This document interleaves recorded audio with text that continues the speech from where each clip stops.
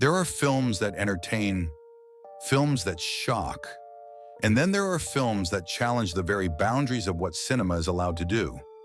In 1976, one film attempted the impossible, to bring the birth of Islam to the screen without ever showing its central figure, without a single image, a single word of his voice, and without crossing the sacred lines of a faith followed by over 1 billion people. This film didn't just step into controversy. It walked straight into the center of a cultural storm. This is the story of The Message, the epic that nearly cost its director everything he had, including his life. The film that sparked confusion, fear, admiration, misunderstanding, and reverence all at once. It begins in the sands of 7th century Arabia. The camera glides over dunes as if tracing the footsteps of a revolution, a world of tribal hierarchies, rigid customs, and fierce loyalties. Into this world arrives a message, one that would reshape civilization forever. But the film never shows the prophet delivering that message. Instead, his presence is felt in empty space, in respectful silence, in how characters turn toward the invisible, lowering their voices or stepping aside as if history itself is entering the room. We follow those who live beside him. Hamza, played with towering intensity by Anthony Quinn, a warrior whose strength is matched only by his deep sense of honor. Bilal, the enslaved man whose defiant cry of freedom becomes one of the most emotional moments ever put on film. Zaid, loyal and unwavering. Hind, fierce and complex, driven by vengeance before fate turns her towards something far greater. And Abu Sufyan, a leader threatened by a movement he cannot control. Through their eyes, the story unfolds. The first revelations, whispered behind closed doors. The early followers forced into silence as the powerful elite tighten their grip. The brutal persecution of the weak. The terrifying nights where faith is tested more than the body can bear. We witness the migration to Abyssinia, where a foreign king must decide whether to shelter or betray the new believers. We see battles fought with swords and with principles. Badr, where courage outweighs numbers. Uhud, where pride becomes a lesson carved into memory. The treaty that demands patience over victory. And finally, the return to Makkah. Not as conquerors drunk on triumph, but as people who choose mercy over revenge. A victory not of weapons, but of spirit. Behind the camera, the story was just as dramatic. Moustapha Akkad, a Syrian-American filmmaker, fought for more than a decade to make the film a reality. Not a Hollywood spectacle, but a respectful, historically grounded portrayal meant to educate both Muslims and non-Muslims.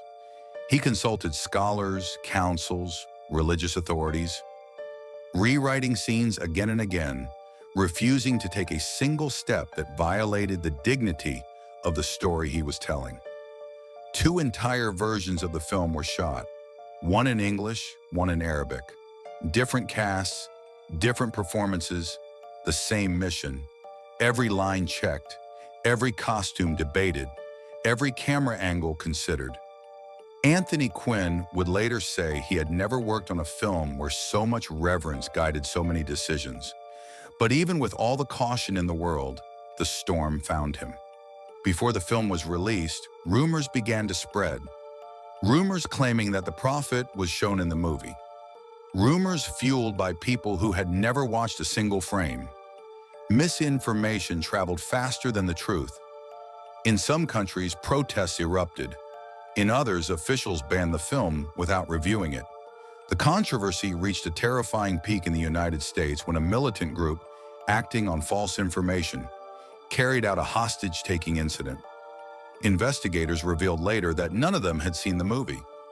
None of them knew that the film had gone to extraordinary lengths not to depict the prophet in any form. But damage, once ignited by rumor, is not easy to contain.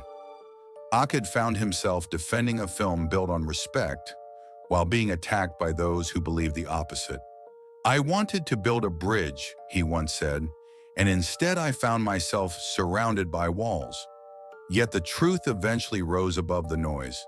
Scholars who watched the film praised its caution, its sensitivity, its refusal to misrepresent sacred history. Countries that once banned it later broadcast it on national television. It became, ironically, one of the most trusted depictions of early Islamic history. Today, the message is more than a movie. It is a piece of historical storytelling that has educated millions who might otherwise never encounter this part of the world's past. It remains one of the only large-scale films to treat the origins of Islam with seriousness and dignity. For many viewers, it was their first introduction to Bilal's courage, to Hamza's loyalty, to the struggles that shaped the foundations of a global faith. For others, it proved that cinema could coexist with religious respect, that storytelling does not have to violate reverence to speak truth, and underneath the controversy, the bans, the political noise, lies something much quieter, much stronger.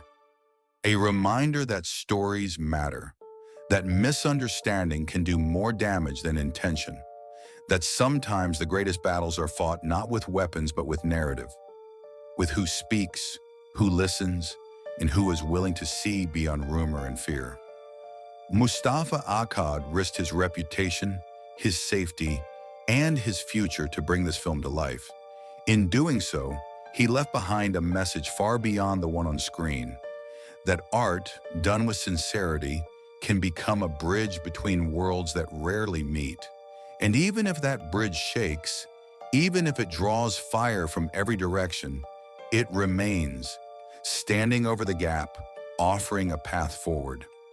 In the end, the message is not just a film about history, it is a film about humanity, about resilience, about conviction, about the idea that faith, when portrayed with dignity, can illuminate rather than divide. The story begins in the desert, but its echo travels across generations. And as long as people keep watching, keep learning, keep questioning, the message will never fade.